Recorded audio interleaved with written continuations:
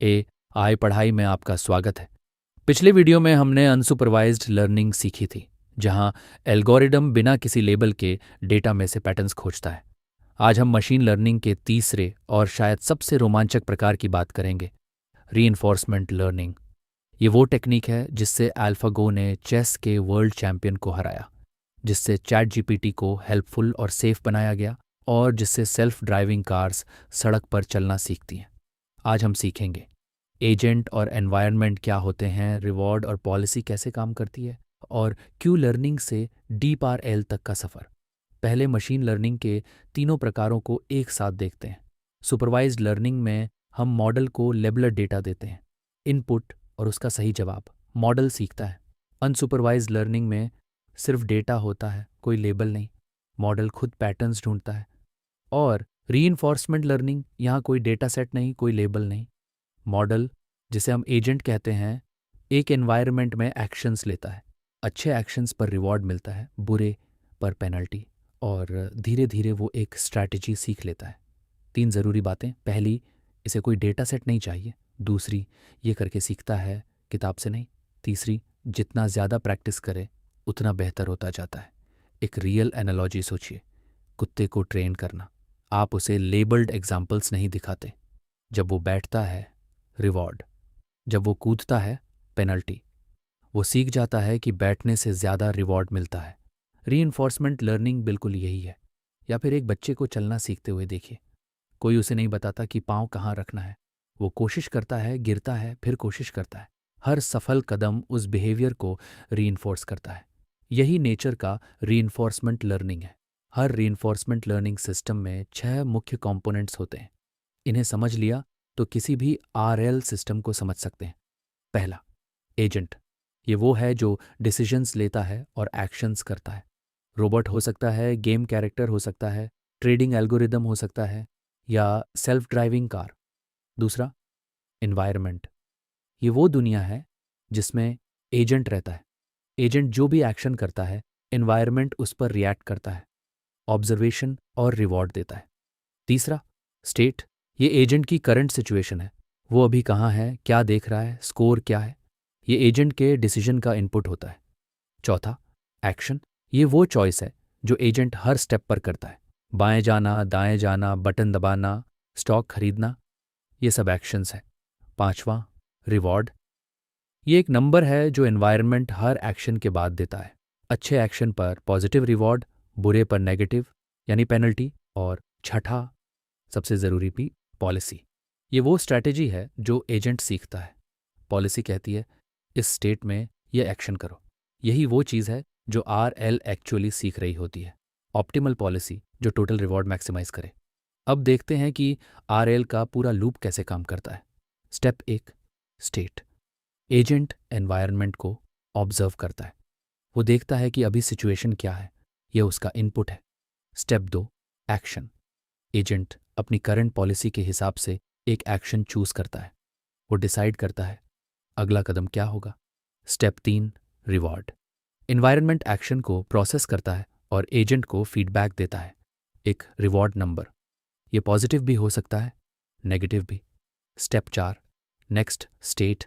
Environment update होता है और एजेंट को नई सिचुएशन दिखाता है। अगला ऑब्जर्वेशन, और फिर ये लूप दोबारा शुरू होता है। ये लूप तब तक चलता है जब तक एपिसोड खत्म ना हो जाए। एपिसोड क्या होता है? एक कंप्लीट रन, शुरू से अंत तक, जैसे चेस का एक पूरा गेम या मेज़ का एक पूरा अटेम्प्ट। और एजेंट का गोल क्या है? सिर्फ अगला रिवॉर्ड मैक्सिमाइज करना नहीं, बल्कि पूरे एपिसोड का टोटल रिवॉर्ड मैक्सिमाइज करना। इसे क्यूमुलेटिव रिवॉर्ड कहते हैं। ये ज़रूरी क्यों है? क्योंकि कभी कभी अभी एक छोटी पेनल्टी लेना सही होता है, अगर इससे बाद में बड़ा रिवॉर्ड मिले। जैसे चेस में एक पीस सैक्रिफाइस करके गेम जीतना। रीइंफोर्समेंट लर्निंग में एक फंडामेंटल डिलेमा होती है और यह हर RL एजेंट को सॉल्व करनी पड़ती है। इसे कहते हैं एक्सप्लोरेशन वर्स एक्सप्लॉयटेशन। पहले एक्सप्लोरेशन को समझते हैं। एक्सप्लोरेशन का मतलब है नई चीज़ें ट्राई करना, कोई ऐसा एक्शन लेना जो एजेंट ने पहले नहीं किया। शायद रिवॉर्ड कम मिले अभी, लेकिन हो सकता है कि इससे कोई बेहतर स्ट्रैटेजी डिस्कवर हो। ट्रेनिंग के शुरुआत में जब एजेंट को कुछ नहीं पता, एक्सप्लोरेशन बहुत ज़रूरी है। अब एक्सप्लॉयटेशन। एक्सप्लॉयटेशन का मतलब है जो पहले से पता है वही करो, बेस्ट नोन एक्शन लो, रिवॉर्ड मैक्सिमाइज करो, प्रूवन स्ट्रैटेजी पर टिके रहो। ट्रेनिंग के बाद में जब एजेंट एक अच्छी पॉलिसी सीख चुका हो, एक्सप्लॉयटेशन ज़रूरी हो जाता है। एक एग्जाम्पल, एक चेस एआई अगर वो हमेशा वही मूव करे जो उसे बेस्ट लगती है, वो एक्सप्लॉयट कर रहा है। वो शायद ज़्यादा जीतेगा लेकिन कभी नई स्ट्रैटेजी नहीं सीखेगा। अगर वो कभी कभी अनयूजुअल मूव्स ट्राई करे जो उसने पहले नहीं किए, वो एक्सप्लोर कर रहा है, शायद ये गेम हारे लेकिन शायद कोई सरप्राइजिंग विनिंग स्ट्रैटेजी डिस्कवर करे। और यहाँ बैलेंस ज़रूरी है। बहुत ज़्यादा एक्सप्लोरेशन और एजेंट हर बार रैंडम काम करेगा, कभी सीखेगा नहीं। बहुत ज़्यादा एक्सप्लॉयटेशन और एजेंट एक एवरेज स्ट्रैटेजी पर स्टक रहेगा, बेटर नहीं बनेगा। इसे सॉल्व करने के लिए ईटा ग्रीडी स्ट्रैटेजी जैसी टेक्निक्स यूज़ होती हैं जो ऑटोमेटिकली बैलेंस एडजस्ट करती हैं। अब सबसे important algorithm Q learning. Q learning agent को एक चीट शीट देती है। इस चीट शीट को क्यू टेबल कहते हैं। ये टेबल कहती है हर उस सिचुएशन के लिए जिसमें मैं हो सकता हूँ, हर पॉसिबल एक्शन की कितनी वैल्यू है। जो एक्शन सबसे ज़्यादा वैल्यू वाला हो वही करो। बाईं तरफ सिंप्लीफाइड क्यू टेबल देखिए। हम 3 स्टेट्स में हो सकते हैं, स्टार्ट पर, वॉल के पास और गोल के पास। हर स्टेट में 4 एक्शंस हैं, left, right, up, down. Highlighted values best actions हैं। स्टार्ट पर राइट जाना बेस्ट है, 0.8 वैल्यू। वॉल के पास डाउन जाना बेस्ट है, 0.9 वैल्यू। गोल के पास अप जाना बेस्ट है, 1.0 वैल्यू। ये पूरी टेबल एजेंट एक्सपीरियंस से सीखता है। लेकिन एजेंट ये टेबल कैसे अपडेट करता है? इसके लिए बेलमैन इक्वेशन है। दाईं तरफ फॉर्मूला देखिए। ये थोड़ा कॉम्प्लेक्स लगता है लेकिन आइडिया सिंपल है। QSA करंट एक्शन की वैल्यू, इसे अपडेट करते हैं। अल्फ़ा लर्निंग रेट, ये कहता है कि नई इन्फॉर्मेशन को कितनी तेज़ी से एक्सेप्ट करें। R इस एक्शन पर मिला रिवॉर्ड। गामा डिस्काउंट फैक्टर, ये कहता है कि फ्यूचर रिवॉर्ड्स कितनी इंपॉर्टेंस रखते हैं। हाई गामा दूर के रिवॉर्ड्स भी मैटर करते हैं। लो गामा सिर्फ तुरंत का रिवॉर्ड मैटर करता है। और मैक्स QSI नेक्स्ट स्टेट में बेस्ट एक्शन की एक्सपेक्टेड वैल्यू। हर स्टेप पर एजेंट ये फॉर्मूला रन करता है। धीरे धीरे क्यू टेबल बेहतर होती जाती है और एजेंट की पॉलिसी ऑप्टिमल होती जाती है। क्यू टेबल एक पावरफुल आइडिया है लेकिन इसकी एक बड़ी प्रॉब्लम है। रियल दुनिया में स्टेट स्पेस बहुत बड़ा होता है। चेस में 10 की पावर 47 पॉसिबल स्टेट्स हैं। इतनी बड़ी टेबल बनाना इम्पॉसिबल है। एक इमेज में पिक्सल वैल्यूज से बनने वाले स्टेट्स इन्फिनिट हैं। ट्रेडिशनल क्यू टेबल यहाँ फेल हो जाती है। तो सॉल्यूशन क्या है? डीप क्यू नेटवर्क, जिसे DQN कहते हैं। DQN में क्यू टेबल को एक न्यूरल नेटवर्क से रिप्लेस कर देते हैं। नेटवर्क स्टेट को इनपुट लेता है और हर पॉसिबल एक्शन के लिए क्यू वैल्यू आउटपुट करता है। यह मिलियंस ऑफ एक्सपीरियंसेस से सीखता है। इससे क्या अनलॉक हुआ? कुछ ऐसा जो इंसान सोच भी नहीं सकते थे। डीप माइंड के अल्फागो ने गो के वर्ल्ड चैंपियन को हराया। वो गेम जिसमें पॉसिबिलिटीज़ शतरंज से भी ज़्यादा है। OpenAI 5 ने प्रोफेशनल Dota 2 प्लेयर्स को बीट किया। RL एजेंट्स ने बिना किसी फिजिक्स रूल्स के चलना सीखा, सिर्फ रिवॉर्ड सिग्नल से। और सबसे ज़रूरी, चैट GPT और क्लाउड जैसे LLMs को हेल्पफुल और सेफ बनाने के लिए RLHF यूज़ होती है। Reinforcement learning from human feedback. इंसान मॉडल के रिस्पॉन्सेस को रेट करते हैं, वो रेटिंग्स रिवॉर्ड बन जाती हैं और मॉडल बेटर होता जाता है।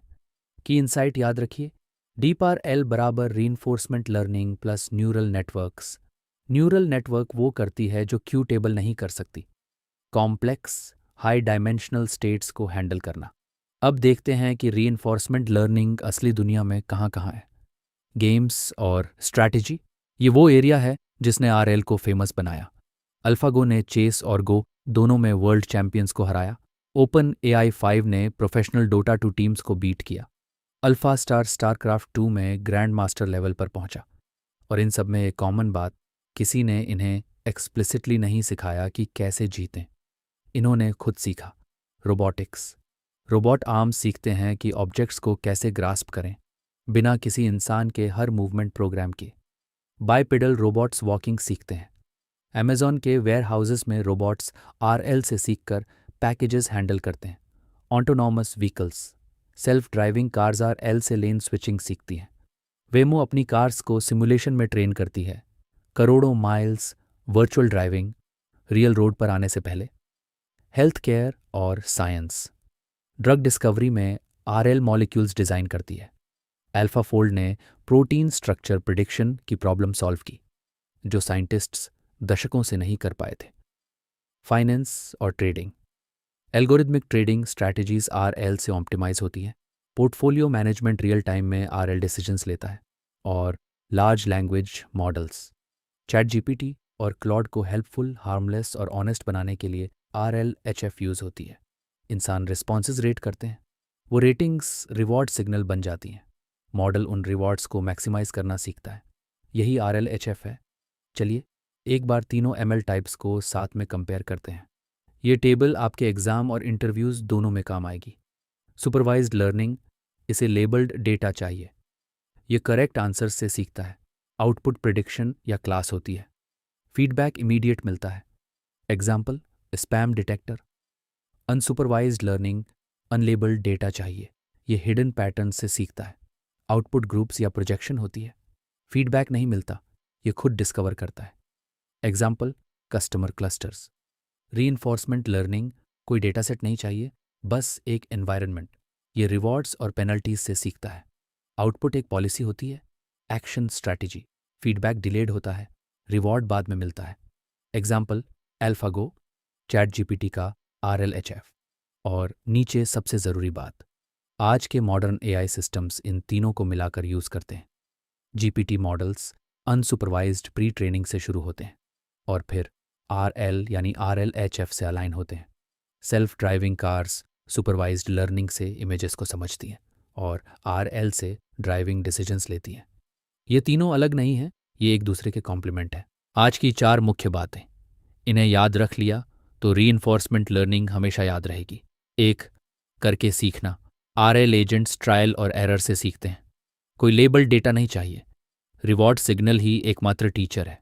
2 से 6 core components, agent, environment, state, action, reward, policy. इन 6 को समझ लो और किसी भी RL सिस्टम को समझ सकते हो, चाहे वो गेम हो, रोबोट हो या LLM। 3. एक्सप्लोरेशन वर्सेस एक्सप्लॉयटेशन, ये फंडामेंटल ट्रेड ऑफ है। नई चीज़ें ट्राई करो और फेलियर का रिस्क लो, या जो पता है वो करो और बेटर स्ट्रैटेजी मिस करने का रिस्क लो। बैलेंस ही जवाब है। 4. डीप RL ने सब बदल दिया। DQN, AlphaGo, RLHF neural networks को RL के साथ कंबाइन करके ऐसे सिस्टम्स बने जो ह्यूमन एक्सपर्ट्स को पार कर गए। और यही फाउंडेशन है चैट जीपीटी और क्लॉड जैसे मॉडल्स का। खुद बढ़िया, आपने मशीन लर्निंग के तीनों मुख्य प्रकार पूरे कर लिए हैं। सुपरवाइज्ड लर्निंग सीखा, अनसुपरवाइज्ड लर्निंग सीखा, रीइंफोर्समेंट लर्निंग आज सीखा। AI पढ़ाई पर अब आगे क्या आ रहा है? Neural networks and deep learning, वो इंजन जो मॉडर्न AI को चलाता है। परसेप्ट्रॉन से ट्रांसफॉर्मर्स तक का सफ़र। ट्रांसफॉर्मर्स और अटेंशन मैकेनिज्म, जीपीटी, क्लॉड और बर्ट एक्चुअली कैसे काम करते हैं, अंडर द हुड क्या होता है। और जनरेटिव AI और LLMs, डिफ्यूज़न मॉडल्स, GAN और क्रिएटिव AI का उदय। अगर ये वीडियो आपके काम आई तो AI पढ़ाई को सब्सक्राइब करें और बेल आइकन दबाएं। हम हर हफ्ते एक नई वीडियो पोस्ट करते हैं, हिंदी और इंग्लिश दोनों में, बिल्कुल फ्री। अगले वीडियो में मिलते हैं।